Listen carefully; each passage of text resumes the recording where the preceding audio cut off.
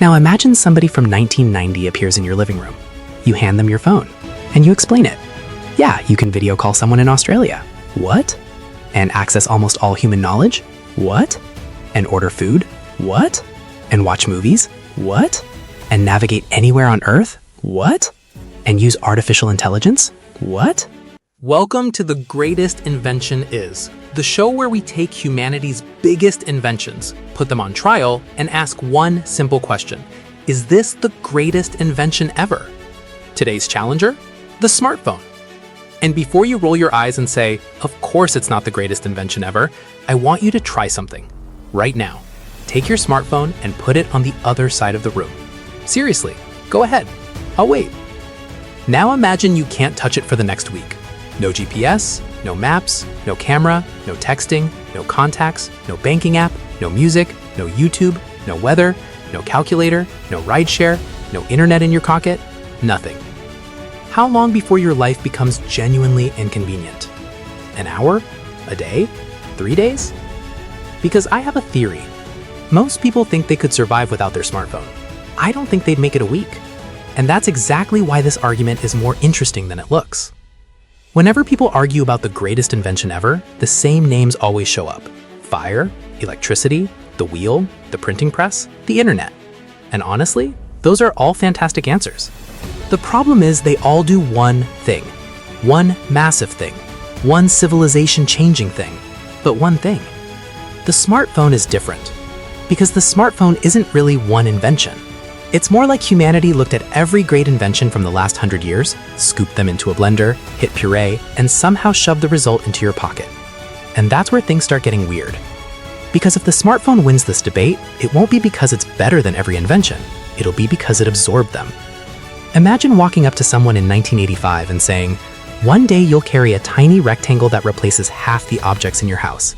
They wouldn't believe you. Actually, they'd probably slowly back away from you, because that sounds insane.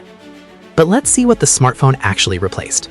A camera, a camcorder, a flashlight, an alarm clock, a calculator, a map, a compass, a notepad, a photo album, a tape recorder, a radio, a TV, a newspaper, a phone book, a watch, a gaming system, a CD player, an MP3 player, and in many cases, an entire computer.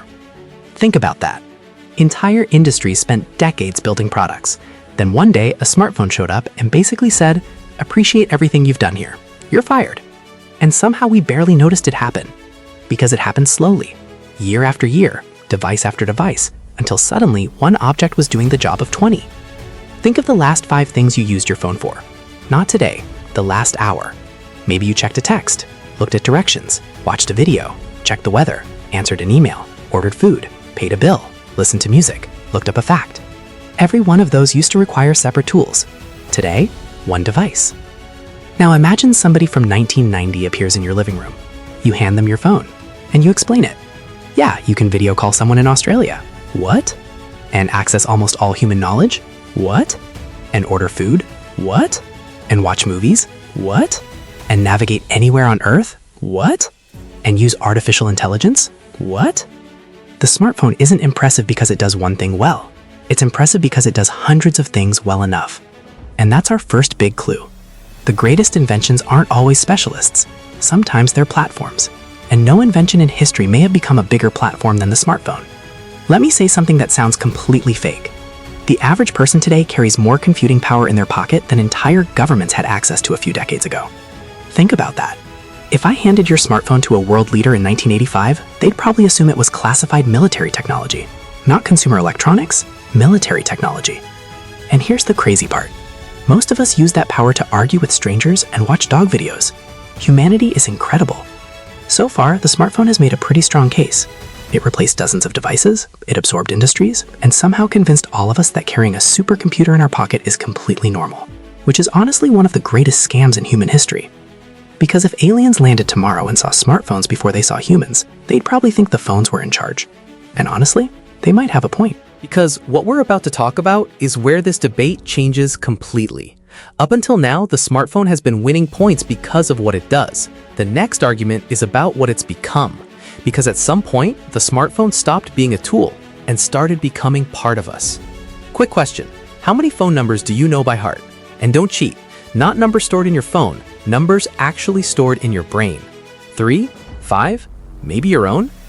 Now ask your parents or your grandparents. Some of them knew dozens. Family, friends, coworkers, pizza places, doctor's offices, everybody, because they had to. Today, most people couldn't call their best friend from a stranger's phone. Now, before somebody says, see, smartphones made us dumb, not so fast, because humans have been outsourcing memory for thousands of years. Books, maps, calendars, libraries, journals, sticky notes, we've always built external storage for information. The smartphone just took that idea and hit the turbo button.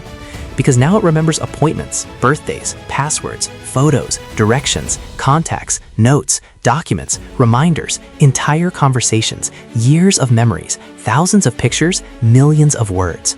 Think about that. For the first time in human history, billions of people walk around carrying a backup drive for their mind. That's insane. Imagine explaining your average Tuesday to somebody from 1920. Ready? You wake up, check the weather, pay a bill, transfer money, read the news, order groceries, book a flight, call a rideshare, watch a video, message coworkers, listen to music, open your garage, adjust your thermostat, unlock your car, navigate across town, and every single one of those things happened through one object. One.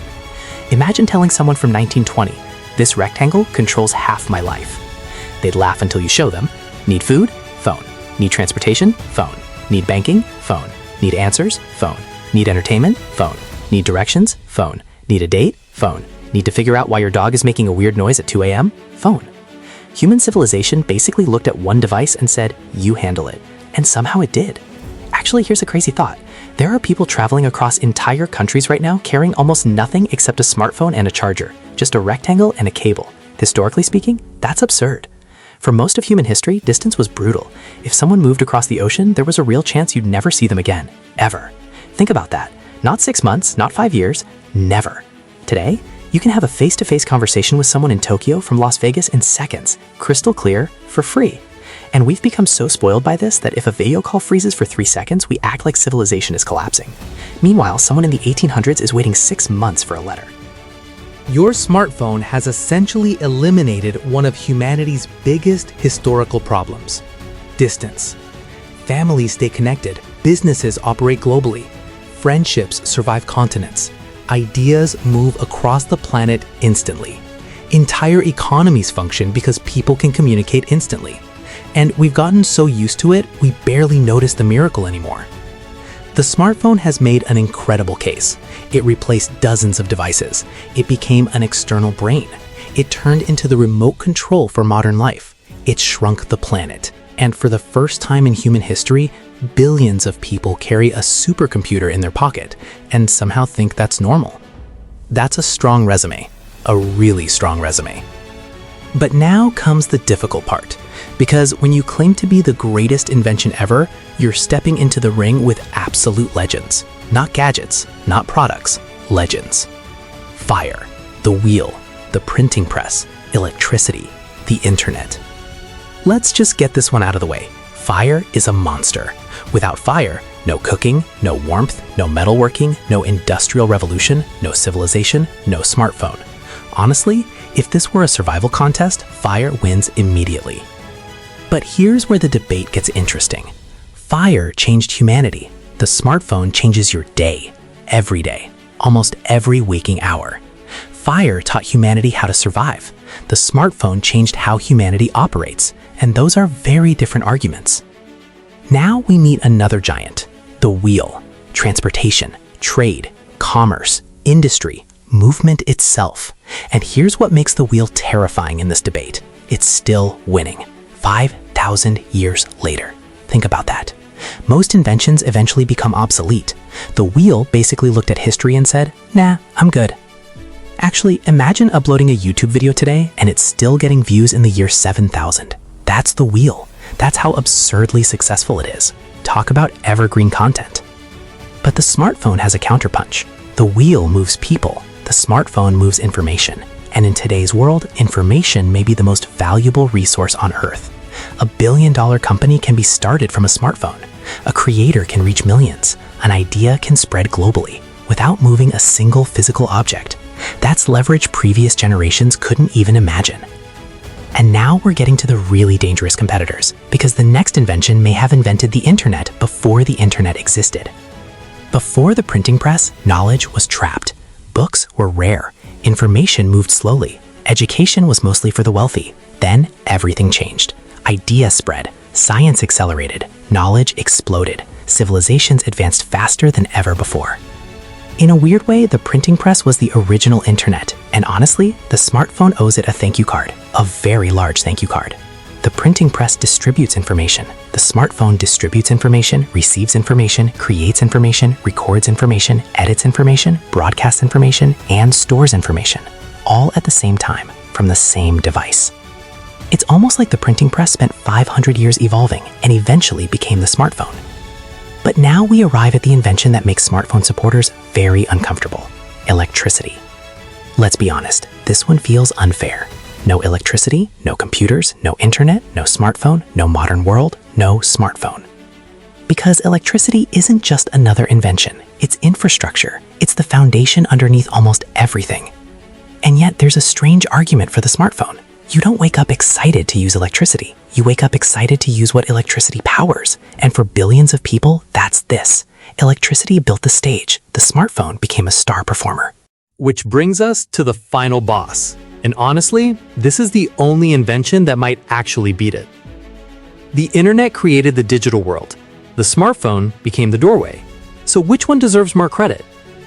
Here's the simplest way to think about it. The internet is the ocean. The smartphone is the ship. Without the ocean, the ship goes nowhere. Without the ship, most people never experience the ocean. But here's the smartphone's strongest argument. The internet already existed. It was powerful, revolutionary, world-changing, but it wasn't everywhere, not yet. Then smartphones arrived, and suddenly, the internet wasn't in your office.